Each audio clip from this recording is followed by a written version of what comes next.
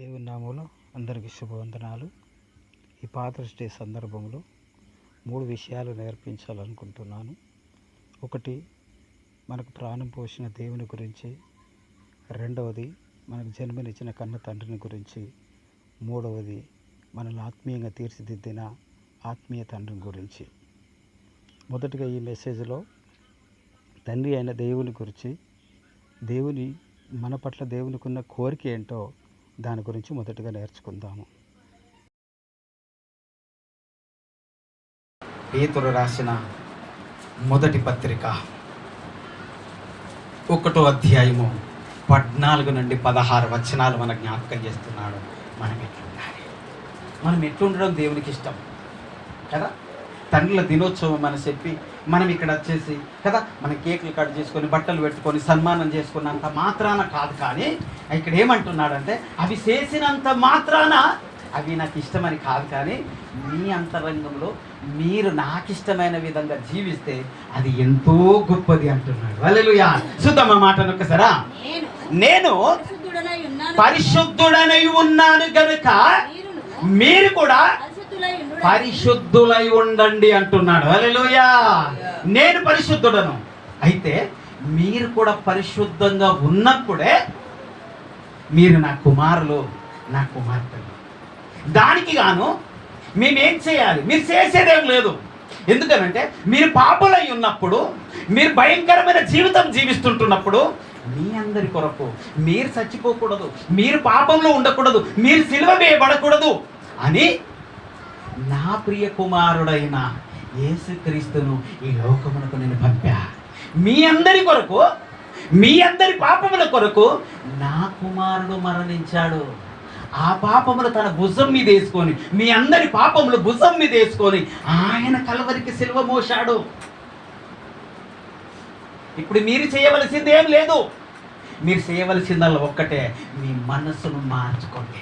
మీ అంతరంగమందు మీ హృదయంలో కదిలిపోయినవి, మీ హృదయంలో చెడిపోయినవి, మీ హృదయంలో పాపంతో నిండినవి, ఆ పాపముతో నిండిన ఆ హృదయాన్ని మీరు కడుక్కోండి యేసయ్య రక్తంలో అంటున్నాడు. హల్లెలూయా.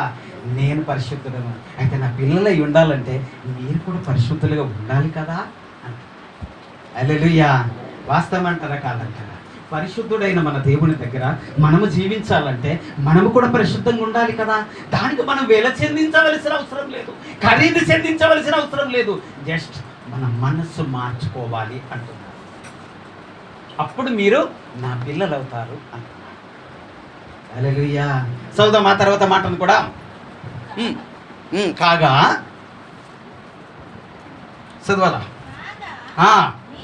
మీరు విధేయులకు పిల్లలై మీ పూర్వపు అజ్ఞాన దశలో మీకుండిన ఆశలను అనుసరించి ప్రవర్తింపక,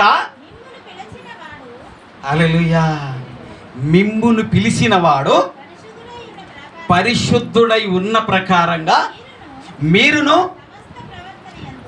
సమస్త ప్రవర్తన యందు హల్లెలూయా పరిశుద్ధులై ఉండండి అంటున్నాడండి. ఇప్పుడు ఆలోచించండి, ఏమైనా ఖరీదు కట్టమంటున్నాడా? ఏమైనా శిక్ష అనుభవించాలంటున్నాడా? నీకు బదులుగా ఆయన శిక్ష అనుభవించాడు.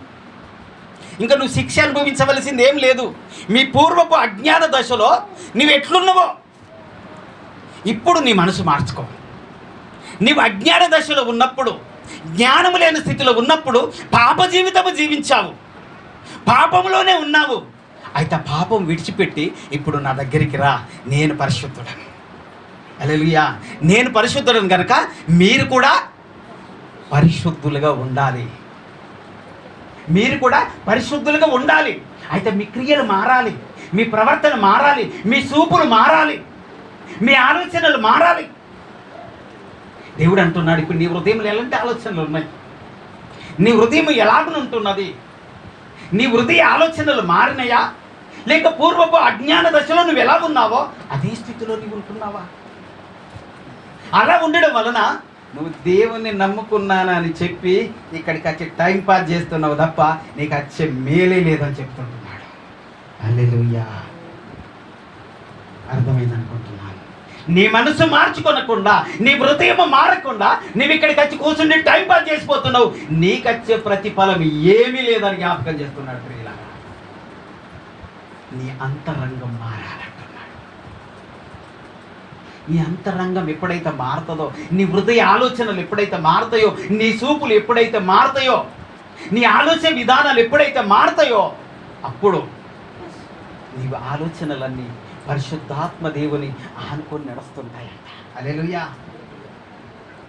అప్పుడు పరిశుద్ధాత్మ ఆలోచనలు, పరిశుద్ధాత్మ దేవుడు మీలో ఉండి మీకు కావలసిన ఆలోచనలు పుట్టించి ఎప్పుడు ఎలా ఎలా ప్రార్థన చేయాలి, ఎలా జీవించాలి, ఎక్కడ ఎలా ఉండాలో దేవుడు నేర్పిస్తూ నేను నడిపిస్తాడు.